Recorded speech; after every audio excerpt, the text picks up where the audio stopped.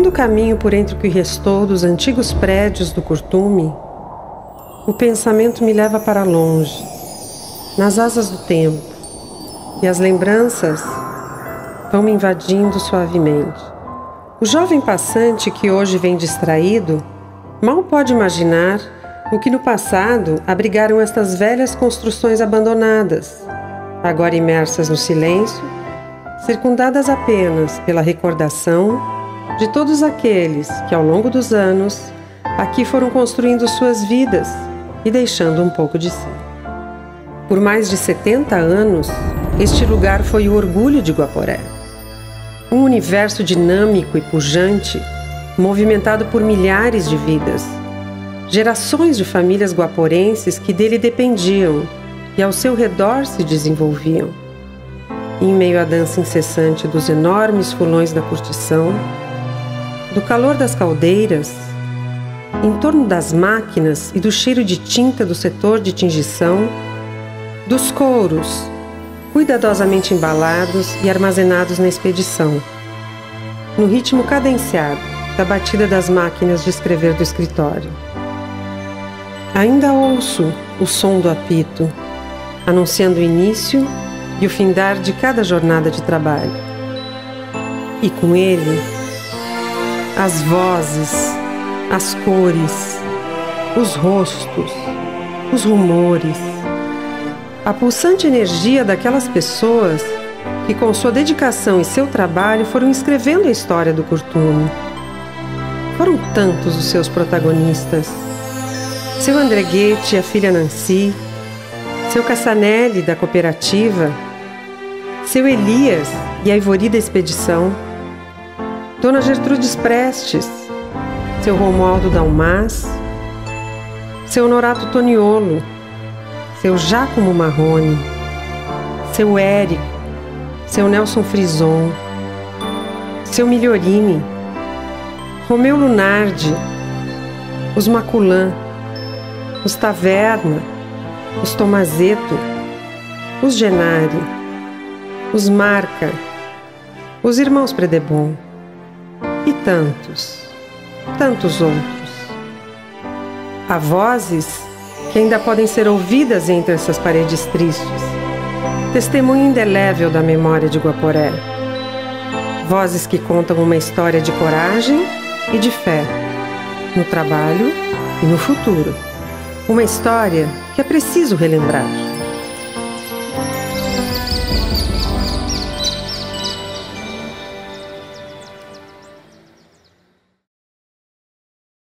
Foi numa linda manhã de janeiro de 1913, na flor da minha mocidade, quando, cheio o espírito das mais rosas esperanças, cheguei pela primeira vez nesse lindo recanto de Guaporé, que logo atraiu minha simpatia pela semelhança com o longínquo berço itálico onde nasci.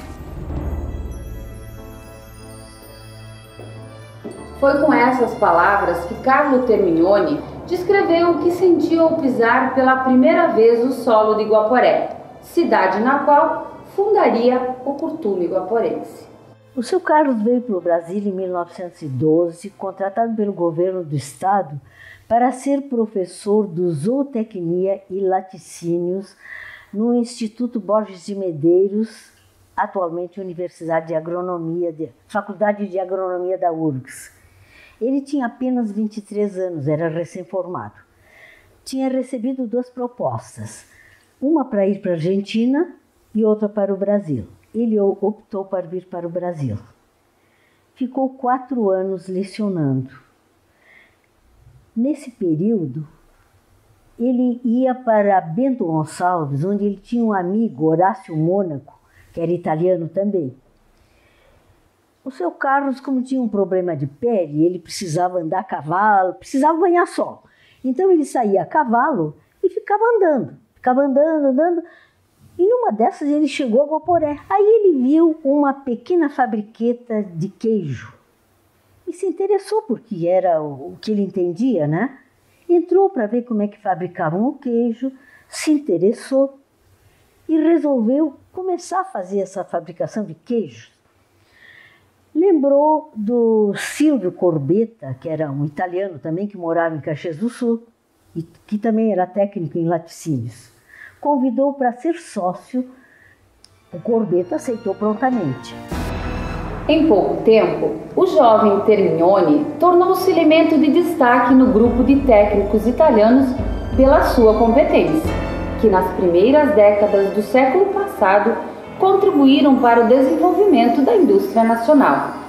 Desenvolveu cerca de 30 pequenas fábricas de laticínios, localizadas ao longo da estrada que liga Guaporé a Passo Fundo, por onde a produção de queijos era escoada para os mercados consumidores do estado e de trem até São Paulo.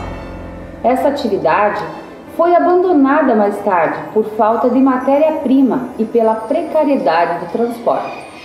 Carlo Termignoni passou a dedicar-se então à indústria do couro, que parecia mais produtiva, apesar de seus poucos conhecimentos na época. No começo, quando o seu Carlos, digamos, falavam que ia botar o curtume, a gente ficava contente, né? Porque eu não sei qual é a data que foi feita a fundação do curtume, mas é bem antigo, né? É que o tempo do seu Carlos Termignoni é o mesmo tempo do meu avô, que trouxe as joias para Guaporé. Então, ali a gente ficou feliz vendo que Guaporé tinha um dos maiores curtumes da América do Sul. Né? A gente gostaria que o curtume estivesse trabalhando até hoje. Né? Numa dessas vindas com as fábricas de queijo, ele viu um galpão e onde tinha couros. Ele foi verificar o que estava fazendo e viu que era uma curtição de couros. Era um Mombelli que estava trabalhando com aquilo. Era uma pequena fabriqueta. Ele se interessou, quis saber como é que funcionava e achou interessante continuar com aquilo. Falou com o Mombelli se ele aceitava como sócio. Ele e o Corbetta. O Mombelli aceitou. Foi ali a origem do curtume guaporense. Começou nesse pequeno galpãozinho da curtição de couro, a uma grande indústria conceituada nacionalmente. Foi em fevereiro de 1919. Foi criado oficialmente o curtume guaporense. Fazia chinelo, fazia sola, trabalhava com de carneiro. Não, porco foi depois. Foi depois, quando a ovelha começou a se caçar, então começou a trabalhar com couro de porco. No mesmo ano de fundação do curtume, em 19 de fevereiro, Carlo Termignoni casou com Joana Rossi, argentina de Mendoza, cunhada de seu amigo Horácio Mônaco, sócio proprietário da empresa Vinhos Único de Bento Gonçalves. Seu o que significou o curtume para o desenvolvimento de Guaporé? Tudo, porque era a única indústria que tinha aquilo. Nós tínhamos a Bia aí, mas com pouca gente. Porque praticamente o que sustentou o Guaporé foi o curtume. Era tudo, né, para as pessoas, porque eles trabalhavam aí, então eles tiravam o sustento das famílias, porque se não tinha o curtume, tinha o Pascoal, o CB, fábrica de joia, e era isso aí, não tinha outra coisa. Particularmente para Guaporé, naquela época, era o curtume, que tinha o frigorífico, mas não tinha a quantidade de empregados que tinha o curtume. Era 600, mas não era 600 pessoas. Curtume era um dos maiores do Brasil. Eu trabalhava na medição, se dizia medição naqueles anos lá, né? Onde que tinha todas as máquinas de ilustrar, máquina de estampar, máquina de medir. Então o couro, nós trabalhávamos no fim do couro, quando ficava pronto. Então a gente induziava, vinha a máquina de medir, induziava e se botava o maneio, tudo amarradinho, tudo pronto. Vinha o Tito, Nossa Senhora, ele fazia assim com os couros. E vê se estava bom.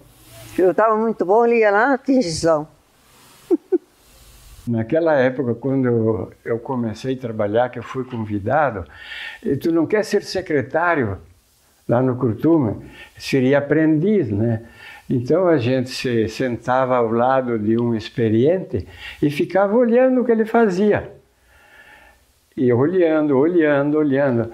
Quando tinha um trabalhinho assim fácil, que esse senhor achava que o menino podia fazer, ele entregava. Então o menino fazia. E com isso o tempo ia passando e a gente ia aprendendo, ia depois fazendo um serviço mais difícil. Mas eu me lembro que eu trabalhei mais de um ano do lado do, vou dizer, o professor, meu instrutor.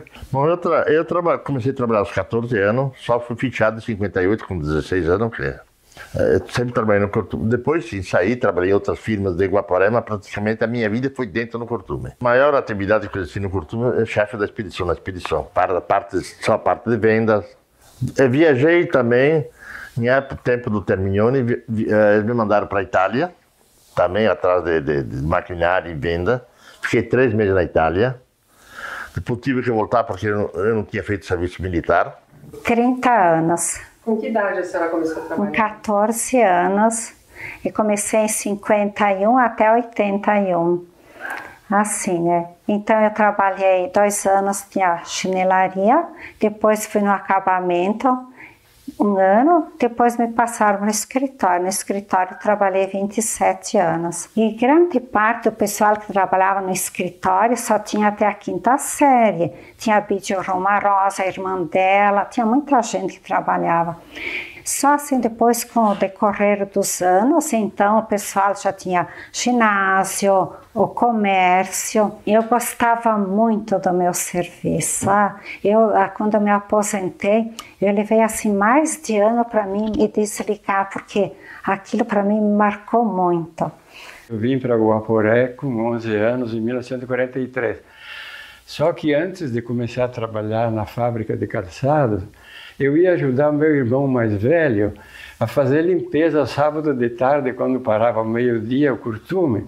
Sábado de tarde nós ia fazer limpeza chamavam de surradeiras, máquina de descarnar o couro, né? Tirar aquela graxa. E com um carrinho de mão nós levamos lá próximo ao açude, lá naqueles eucaliptos, que está lá até hoje.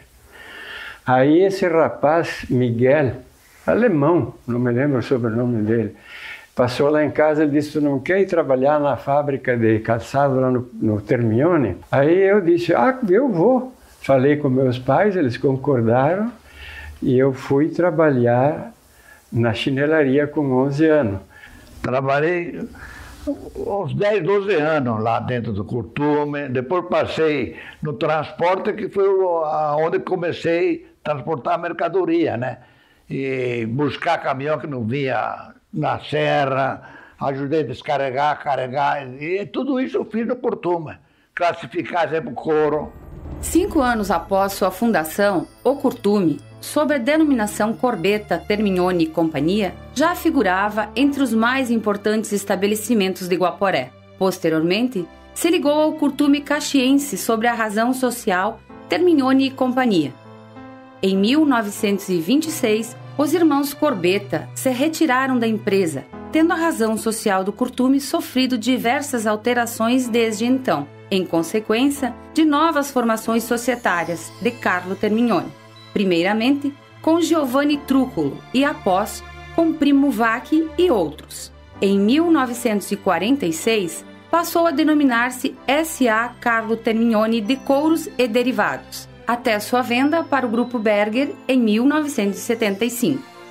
Nós chegamos a Guaporé no ano 1970, onde eu, engenheiro Walter Hagen, acompanhando a minha esposa Sigrid e o meu filho Götz, para começar a trabalhar no Curtume Termignoni, onde foi contratado pelo senhor Elio Termignoni, onde eu conheci ao Pepe, Aldo, e ao Tito e, obviamente, ao senhor Romeo Lunardi, que era o gerente do Curtume. Naquela época, o Curtume tinha muitos problemas de capital. mas nós lançamos novos produtos como curos para estofamento no mercado com grande sucesso. Eram couros conceituados nacionalmente. O Curtume tinha uma filial em São Paulo, no Rio de Janeiro, em Recife. E esses couros iam até para os Estados Unidos e depois para a Europa, mais tarde para a Europa. Eram muito conceituados porque eram couros de qualidade. Eu fui nomeado diretor técnico da empresa em 1971. Em 1976, entrou o Grupo Berger como capital para apoiar a empresa Termignone. Devido às diferenças na filosofia do Grupo Berger, eu tive que deixar a empresa em Brasil, já que eu tive uma oferta para trabalhar no México. Em 1983, eu visitei Guaporé novamente e encontrou o Curtume funcionando bem e me deixou muito feliz. Infelizmente, todos sabemos o que aconteceu com o Curtume de Espot, e não somente com o Curtume Termignone, com uma grande quantidade de curtumes no Rio Grande do Sul, tudo fechar as portas. No começo fazia serviços gerais. Depois, com o tempo, comecei a ser chefe de seção e aí fui indo. Depois trabalhei em laboratório fazendo tintas. Então eu fazia tudo o que foi serviço de curtume. Tudo fazia, menos que no caleiro, por exemplo, lá era trinchadeiras, era máquinas de dividir. Aí tinha os caras mais experientes. Mas eu sempre passava por lá também para ver como é que estava isto, como é que estava aquilo, como é que andava o serviço, se precisava gente para ajudar, se não precisava. Às vezes tirava daquela sessão o botão de precisar. Mas dizer, para ficar 30 anos no Curtume, né? Sempre gostei de trabalhar no Curtume. Outros empreendimentos seriam impulsionados por Carlo Termignone, como a fabricação de correias de transmissão, de couros técnicos para indústrias têxteis, de couros para vestuário, luvas, malas, chinelos e outros artigos, vendidos para as principais praças do país e exportados para os Estados Unidos. Fundou ainda, em Porto Alegre, a Barraca Porto Alegrense e, em 1930, a fábrica de calçados Super, tendo sido esta última destruída por um incêndio em 1950. A energia elétrica chegaria a Guaporé somente em 1929, mudando por inteiro a vida da cidade e fazendo desaparecer aos poucos os tempos da cidade ruralista, sob o impulso da pujante indústria que crescia ano a ano e dos incentivos municipais para a urbanização da cidade. Na entrada eu fui trabalhar na Sola, lá. Na Sola, não sei quanto tempo foi, né? E depois, com a Sola, o serviço que dá a Sola, tem que curtir os couros, botar, preparando, mas tinha muitas etapas. Muitas etapas até ficar pronto. Tinha 40 esfolão que eu contei mais ou menos, entre pequeno e grande. Porque tinha um laboratório onde que eles curtiam 100 gramas de couro, até acertar a curtição. Então, depois que estava certo, eles então iam multiplicando, né? Então, ali o couro entrava no salgador. Aí a gente tinha que pegar, recortar os pedaços mais ruins, né? Classificar eles. Uhum. Depois ia para o caleiro. Sim. Do caleiro ia para o que era exatamente? Onde pelagem. Onde pelava o couro. Então o couro saía lisinho, né? E um couro fininho assim, ele vinha grosso. Então passava nas máquinas para dividir, né? Uhum. Depois que dividi, ia para o solão de novo, outro tipo de curtição, né? Os últimos que eu fiz. Tu lembra quanto tempo faz? Faz 20 anos. Faz 20 anos? 20 anos que eu fiz, os últimos 3. Mas depois tem mais 40 lá. É tudo assim, né?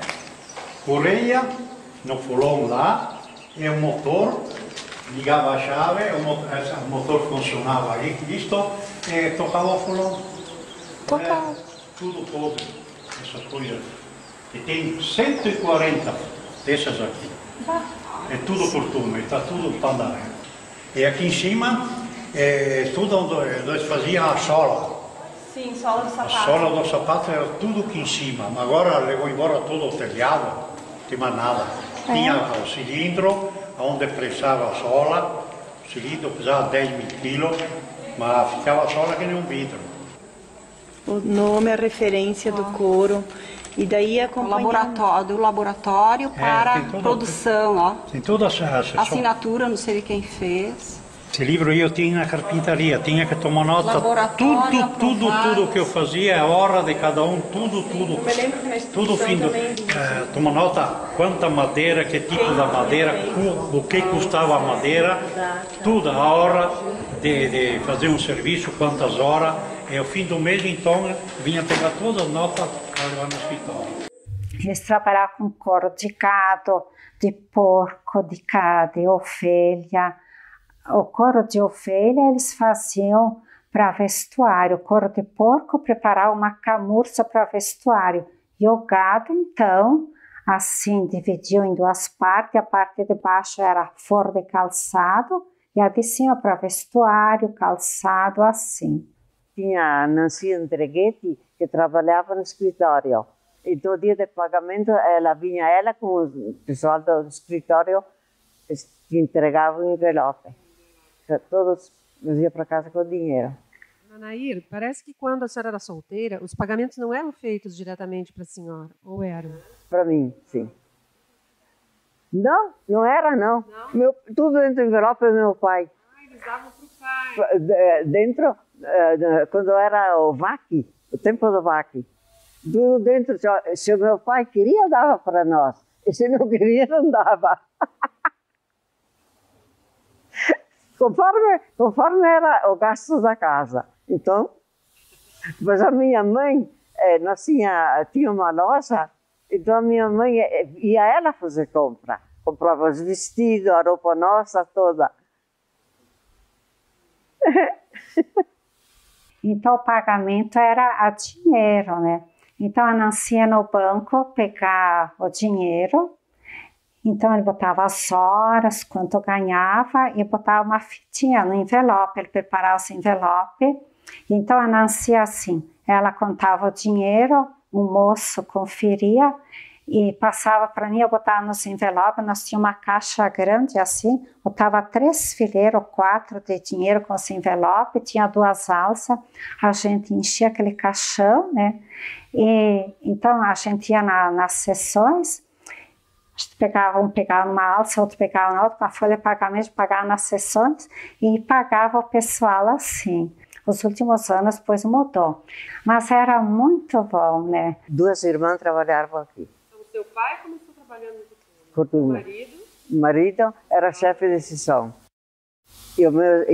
Meus irmãos também trabalhavam na chinelaria.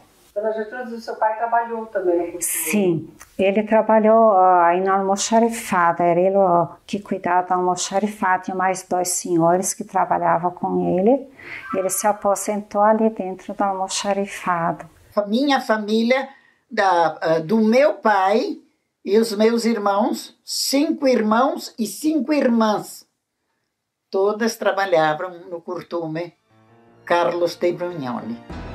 Com o crescimento da indústria, formou-se o bairro chamado popularmente de Borgo, o qual vivia em função do curtume, que dava trabalho aos seus moradores. O Borgo era formado por dezenas de casas populares, algumas inclusive construídas pela própria empresa.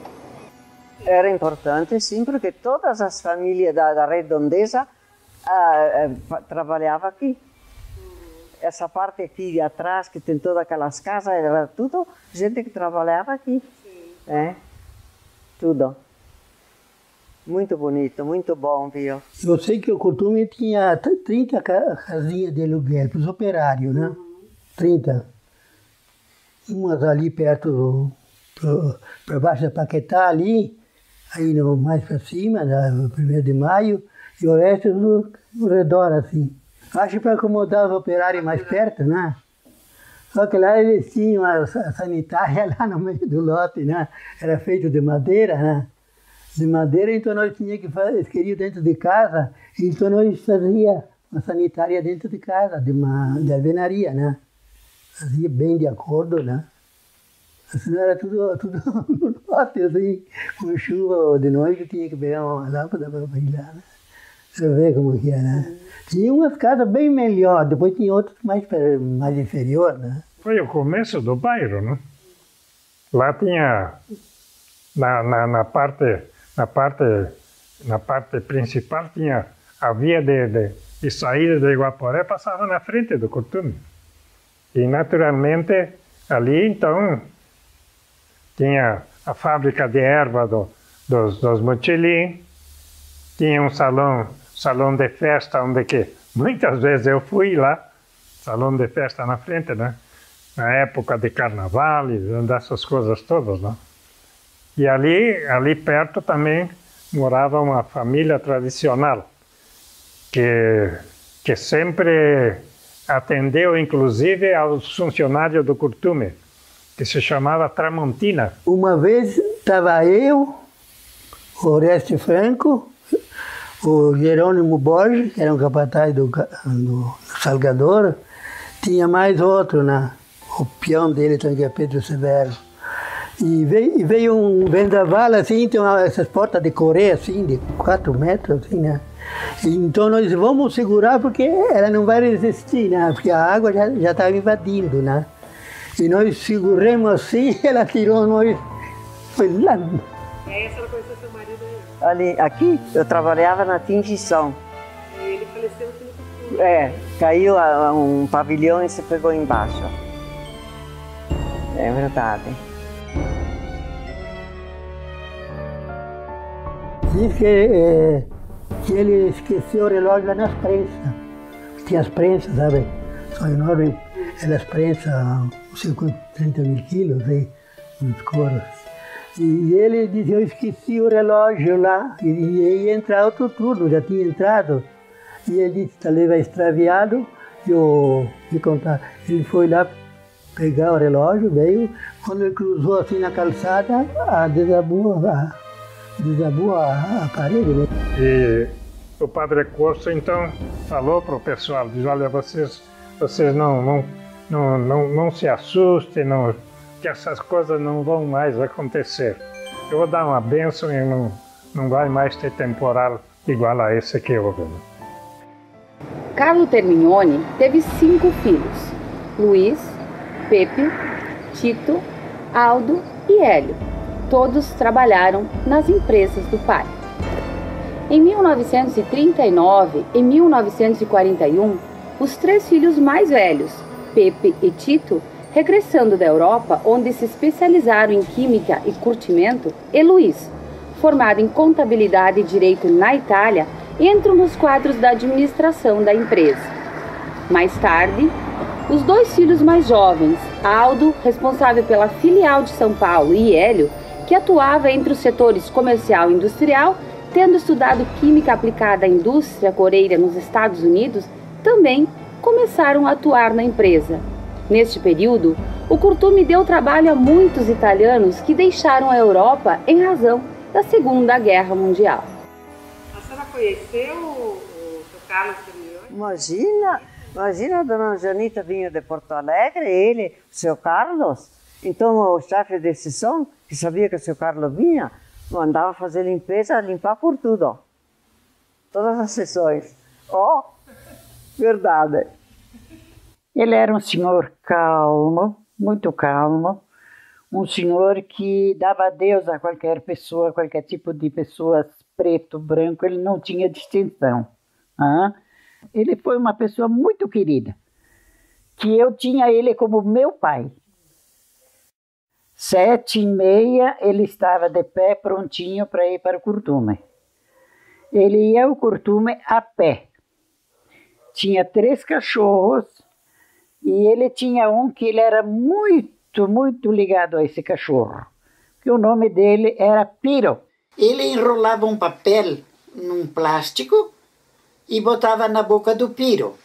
o Piro ia à cooperativa, que ainda existe a casa da cooperativa. E ele chegava e entregava o bilhete para Ivone Andreghetti. Aí ela abria e ela aprontava as compras e eu ia buscar. E todos gostavam dele porque ele era uma pessoa organizada. Assim, não tinha nada em desordem. Ele passasse, ele via uma coisa que estava um pouquinho fora, assim, né? Não estava como ele achava que devia, ele falava, ou então ele mesmo chegava e pegava as coisas e colocava. Então, mas falava para as pessoas, para os filhos, então eles faziam, mas ele é quem caminhava na frente. Tudo que era feito, ele estava a par de tudo. Mas Deus me livre, era uma excelente pessoa. Eu gostava dele quando chegava na Alberto Bino, que tinha filial lá, né? Porto Alegre. Tinha adoração pro velhinho, porque ele estava bem velhinho já. O seu Carlos era uma pessoa muito disciplinada, né? Ele tinha o lazer dele, que era a caçada, mas ele não descuidava, em hipótese alguma, do trabalho, né? E então o pai comenta que muitas vezes eles saíam no domingo à tarde lá do campo onde eles iam caçar e muitas vezes chegavam tarde, na madrugada de domingo para segunda, em função até do local ser longe. As estradas não eram tão boas que nem são hoje, então muitas vezes demorava 5, 6 horas, até mais para voltar a Guaporé. Então de manhã cedo, quando tocava a sirene para o pessoal entrar, ele já estava lá, era o primeiro a chegar na porta esperando os funcionários. Então mostra que realmente era um cara que tinha uma disciplina muito grande com o trabalho. Agora, o velhinho que precisava, se um filho se atrasava, me disseram para mim, o pai do Termignone, Carlos Termignone, disse que ele trabalhou, sim, também ele, não sei o que ele fazia no escritório, acho, né?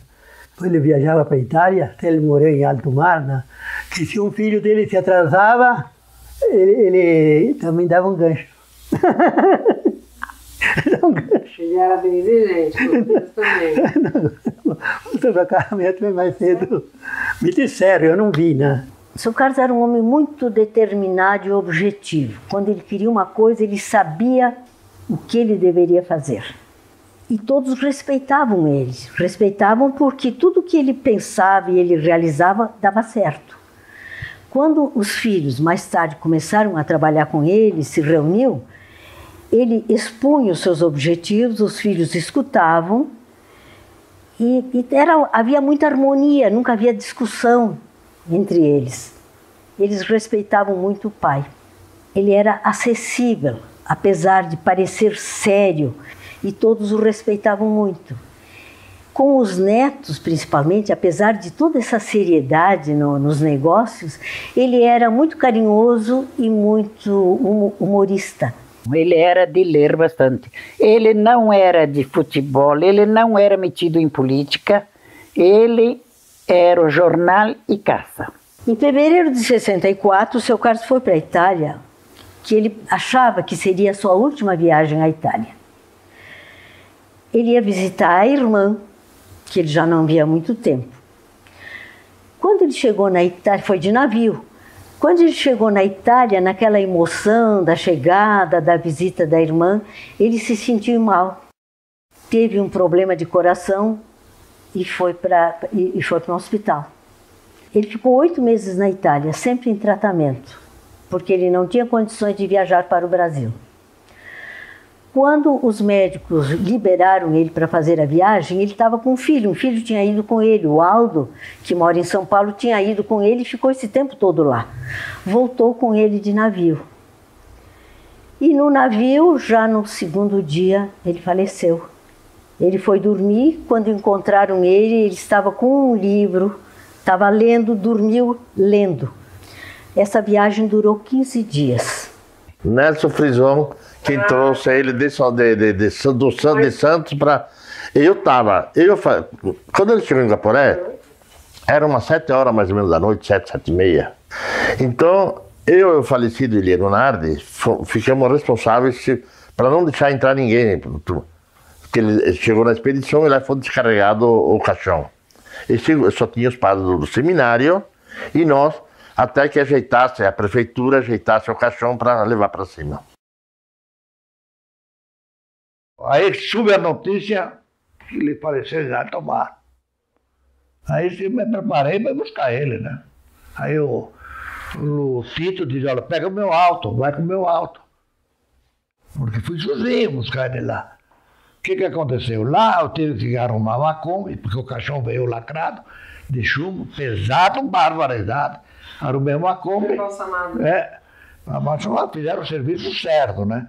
Então, aí tive que vir com os fiscais. 2 fiscais, acompanhar até Guaporé, para acreditar que era ser enterrado em Guaporé mesmo, né? Aí vieram comigo os fiscais. O senhor levou o seu Carlos para Santos, tomar um navio proprietário e foi buscá-lo quando faleceu. E aqui ele foi enterrado. Quando nós chegamos pelo Rio Carreiro e daí até a prefeitura, onde ele estava sendo aguardado. Ele foi velado na prefeitura. E foi enterrado em Guaporé, como ele queria que fosse enterrado. Eu me lembro quando nós chegamos no Curtume, aí o Romeu Lunardi mandou nós de volta, porque disse que tinha falecido o seu Carlos. Depois chegou a dona Joanita e ela falou para uma outra senhora, né? Italiano, ela falou, lei lasciato, mas per pouco tempo. E depois de um ano, um pouco faleceu a dona Joanita também.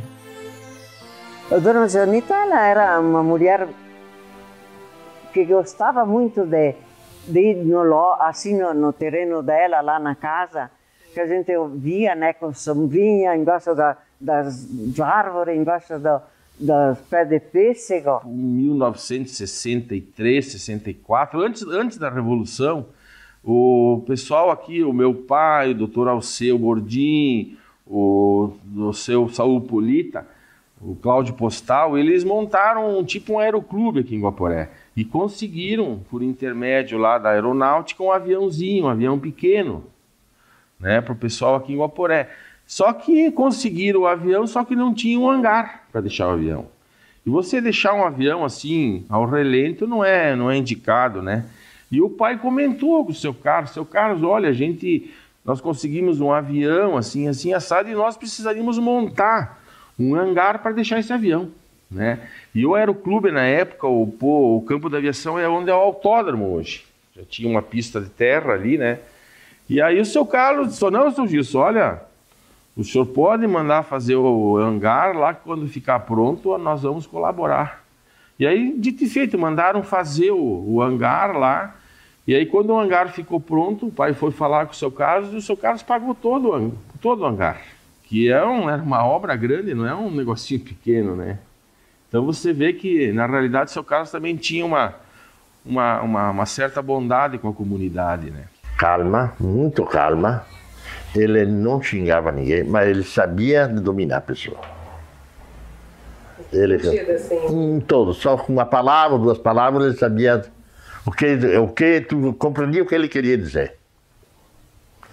Ele, quando viaja nas caçadas também, geralmente ia meu pai, o seu falecido irmão Lunardi, ele, o Pepe, o Tito mais de tudo, que era o filho dele. Na volta, ele, a primeira coisa, fazia as contas. Cada um tinha que pagar. Nada, não misturava uma coisa com outra. Gostava de caçar. Tinha uma porção de companheiros de Guaporé. Importou cachorros pointers da Itália. Quem tinha esses cachorros eram os tavernos. Quem ia junto, que eu me lembro muito bem, é o Romeu Lunardi. O Romeu Lunardi, inclusive, foi funcionário do Curtume por muitos anos. Então eu cuidava, ele me pagava para dar comida para as cachorras. Muitas vezes eu dava, muitas vezes me esquecia, só tempo do colete. Mas ele sempre me pagava porque ele dizia para minha mãe que tinha que pagar para incentivar, para não perder, olha a inteligência dele. E ele tinha botado uma criação de fazão. Então eu tinha uma lata, que o fazão come muito formiga. Uma pá botava dentro da lata para levar as formigas para os fazão. Muitas vezes eu fazia, muitas vezes esquecia. Eu estava contando para elas, né, que formaram de operários a Orquestra Guarani. Então eu vinha, me chamavam lá dentro para fazer tudo com o que precisava. Era um monte, os rapazes do escritório, tudo trepado nas escadas, pendurar. Ficava o salão, olha, que vinha gente de fora para ver. Como surgiu a Sociedade 1º de Maio? A senhora estava falando que foram os próprios funcionários que fundaram? Sim, foram os operários, os próprios operários. A senhora foi a primeira rainha do 1º de Maio. Sim, a primeira rainha. A eleição foi a coisa mais linda, porque tinha gente até sentada em cima das janelas, porque de tanta gente que tinha. A senhora estava comentando sobre os churrascos que faziam na Curtume. Como eram os churrascos? Churrasco, a maior parte, os terminiões gostavam de ir lá no fundo, lá no mato. Era muito bom. Todos os operários, as famílias, né? Famílias. Era muito bom. Gente bastante. Era um ambiente familiar. Era muito bom. Depois aí o grupo não era tão grande os primeiros anos depois, então eles foram modificando, então ali tinha mais gente. A senhora lembra do apito do Curtume? Mamãe, me empresta ele nos ouvidos. 30 anos, morando aqui na frente. Uns minutos antes da largada, ele dava o aviso. A gente não tinha que entrar e se preparar. Quando apitar o segundo apito, está pronto para trabalhar, né? Até um dia um sempre se atrasava. Então ele disse, olha, tu tem que, quando apitou a última vez, tu tem que estar lá. E ele não caprichou, a taverna, quando ele botou a mão na ficha, a gente tinha o fichário, né? Entrava e batia marcado a hora que entrou, a hora que sai, tudo, né? E quando ele botou a mão, apitou, ele pode ir para casa. Agora eu vou contar uma bem boa. Então não tinha muito serviço na nossa sessão lá, aí o chefe mandava quebrar ovos. Então a gente quebrava os ovos dentro de uma lata, e a gema de um lado e a clara do outro. E quando nós chegava ali para as 10 horas, nós tínhamos que fazer merenda, nós esquentávamos uma lata de água e largava dentro os ovos. A gente comia os ovos. Era divertido. Oh, meu Deus do céu. Lembranças. Então, o que acontecia? Nós tínhamos que comprar as ferramentas. Tinha que comprar alicate, torquês, martelo, enfim, um monte de coisa. Só se ganhava, só se recebia as formas para montar o calçado. E a gente trabalhava por tarefa, recebia uma dúzia, 2 dúzias de peças de calçado e se montava. Era a produção de chinelos coloniais, porque se vendia muito, tinha muitas lojas coloniais aqui perto. Eu tenho guardado um alicate, uma torquês e um martelo. Eu tinha 12 anos, mais ou menos, e fizeram greve lá na chinelaria. Desceu lá, tinha uns 30, 40 que trabalhavam, né? Fizeram uma greve. Desceram todas, porque era no 3º andar. Desceram todos e vieram ali no 1º andar, que era a expedição de calçados. Tinha uma senhora, Itália Andreghetti, ela era responsável. Aí desceu todo o pessoal ali, né? Vamos fazer greve porque estão pagando muito pouco. Desceram todos lá embaixo, né? E eu, piazote, curioso, desci atrás também. Quando cheguei lá embaixo, o capataz disse, o que tu quer aqui, guri? Te manda de volta. Eu me lembro que eu subi a escadaria 1000 de volta, do susto que eu levei. E tem outro fato interessante. Um que não está mais entre nós. O Bruno Ross. O Bruno Ross começou a vida dele no Curtume Termione, como mecânico. Tinha muito rapaz que vinha, tinha muito rapaz aqui dentro, né? Casamento deu a... Pelo amor de Deus. As moças tinham tudo, se encontravam os namorados. Aqui, namorados, baile, altro que agora. Começamos a namorar lá dentro do Curtume. Eu tinha 13 anos quando comecei a trabalhar e ele tinha 15 para os 16. Era comum, porque o estudo naquela época não era importante. O importante era o trabalho e o rapaz fazer, sei lá, um pé de meia, como diz um capital, né? Formar uma família e continuar trabalhando. E no começo ele não era meu chefe, mas depois ele foi meu chefe. E a gente trabalhava na tingição e tinha que produzir tantas peles, né? Senão eles passavam um traço e o nome da gente ficava abaixo. E tinha uma senhora que tinha ficado viúva e era muito pobre. E aí eu levava merenda para ela, mas ela não conseguia produzir, fazer. E ele tirava os corros que eu fazia e passava para ela não ser rebaixada, né? Para ajudar ela, quer dizer, me prejudicava pouco, né? Mas ajudava a colega para ela estar bem na vida.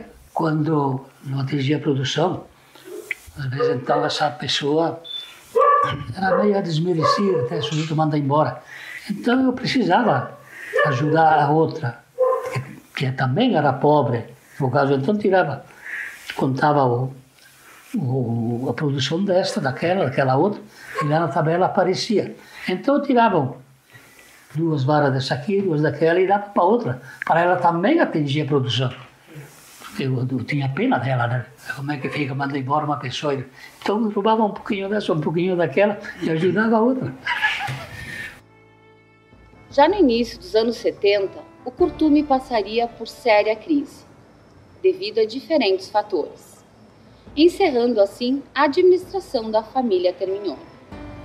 Em 56 anos de funcionamento do Curtume guaporense, sob a administração dos Termignoni, surgiram 30 novos empreendimentos industriais, entre médios e grandes, fundados por antigos sócios, funcionários e técnicos. No seu auge, o Curtume Termignoni foi uma escola para muitos profissionais do setor que se espalharam pelo Rio Grande do Sul e levaram sua contribuição ao comércio ligado ao ramo.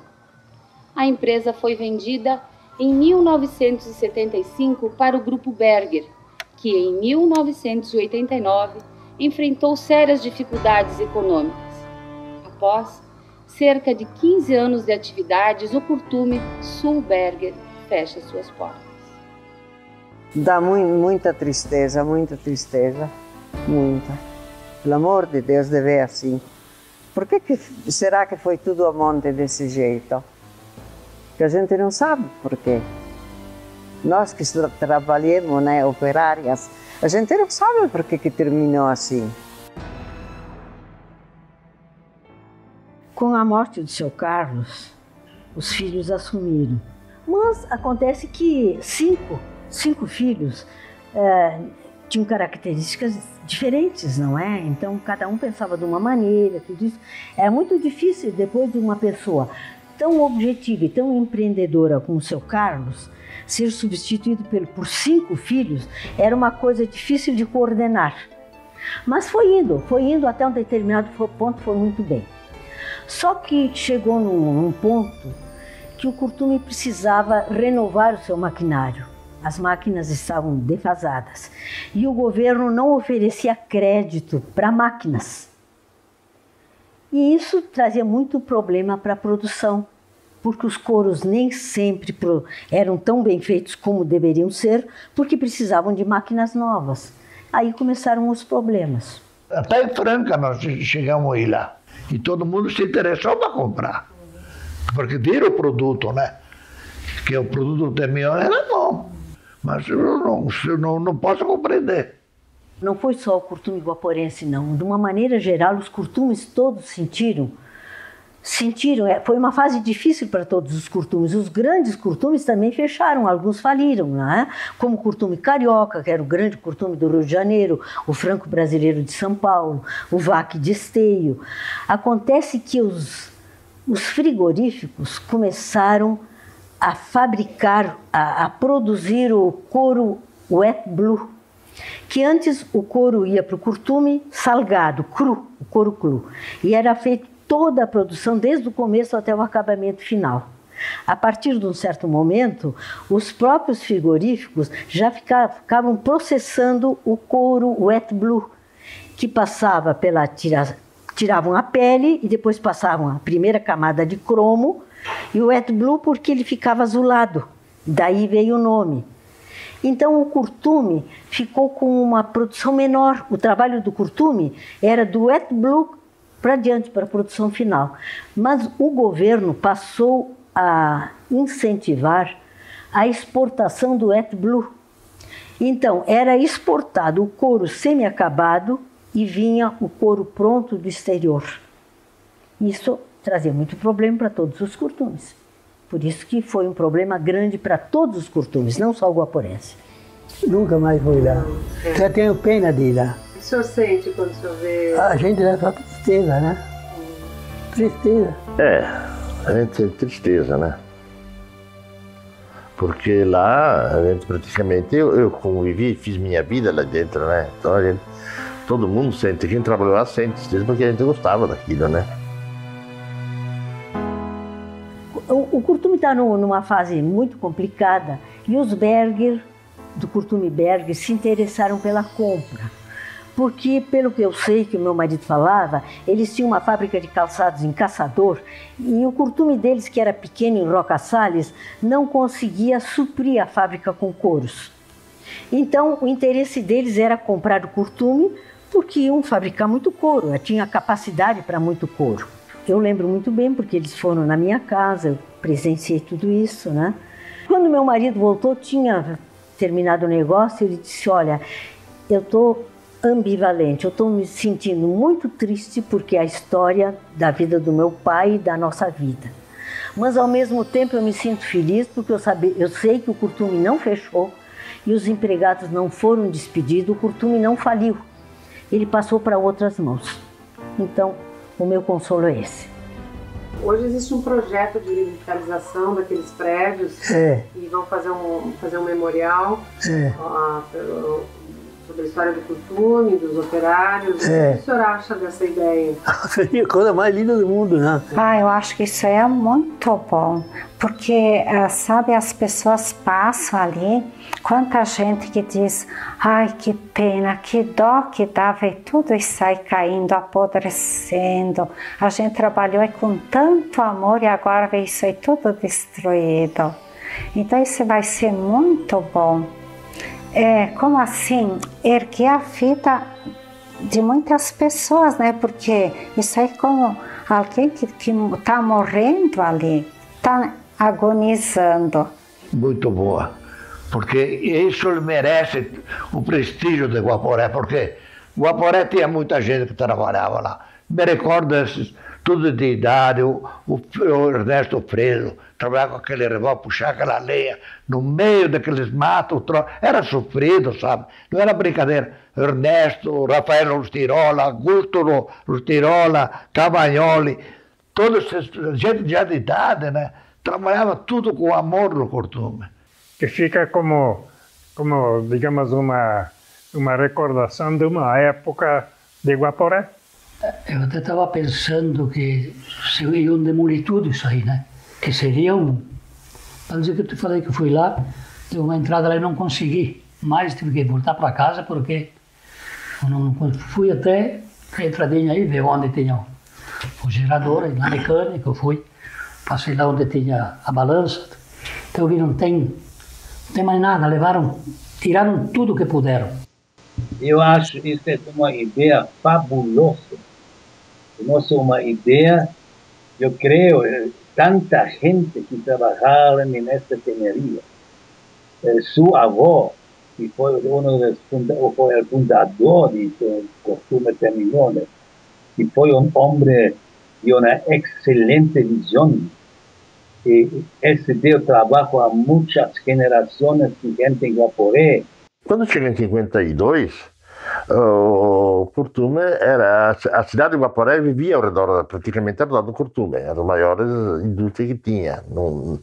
Então, acho muito bom segurar uma coisa de recordação Então, você lembrar para as futuras gerações que ali começou praticamente o Guaporé. Esse projeto de revitalização eu acho maravilhoso, é uma coisa que eu nunca me conformei, é de ver o Curtume abandonado daquela maneira, todos aqueles prédios, que eu sei o que custou para o meu sogro para construir, o meu marido, todos os meus cunhados trabalhando lá dentro, e quanta gente, o Curtume todo, aquele bairro inteiro trabalhando lá dentro, para eles também tem um significado. Eu convivi com toda essa história, então para mim também era muito sofrido. Então, saber que a prefeitura está revitalizando Caminhos de Guaporé, que levantou essa questão, para mim foi maravilhoso. Eu acho, novamente, maravilhoso.